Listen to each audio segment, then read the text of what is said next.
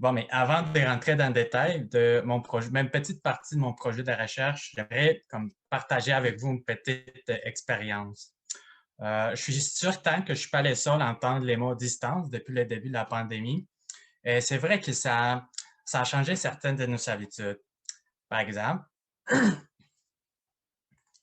Par exemple, pour aller faire l'épicerie est rendu une tâche un peu compliquée et de trouver les bons moments.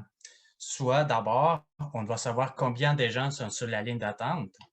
Des fois, on voyait aussi que les horaires d'ouverture changeaient d'une semaine à l'autre. Et on aimerait éviter ça, de voir les rangées vides lorsqu'on se rend à l'épicerie. Je me suis assis une fois pour voir comment je peux faire face à cette situation-là.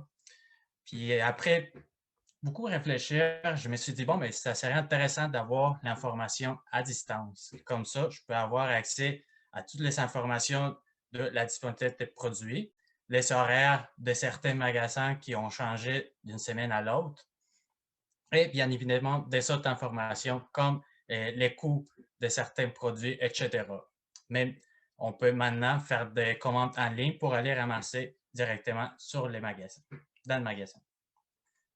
Je pense que cette situation-là peut être extrapolée dans des autres cas.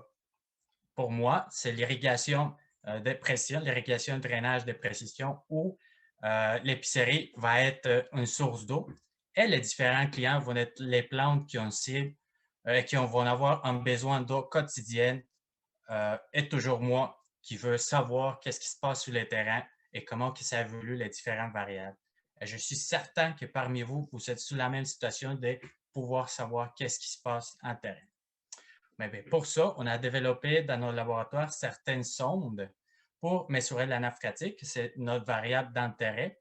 Ce type de sonde fonctionne avec des panneaux photovoltaïques avec un minimum de rayonnement de soleil, ça veut dire 4,5 heures par jour. Je vous ai dit, notre variable, c'est les niveaux ou les niveaux d'eau des nappes phréatiques. Pour cela, j'utilise un capteur qui permet une marge d'erreur d'à peu près de 12 cm. Et il y a certains modules sur le terrain qu'on peut déployer. Ça permet d'avoir une communication dans une longueur de distance de 10 km. Et bien évidemment, le prix est quelque chose qui intéresse.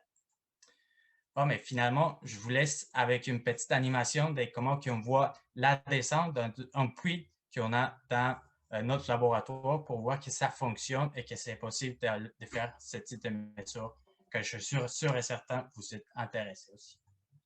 Si vous avez des questions, n'hésitez pas à m'écrire. Je suis là pour vous et merci encore une fois de votre attention.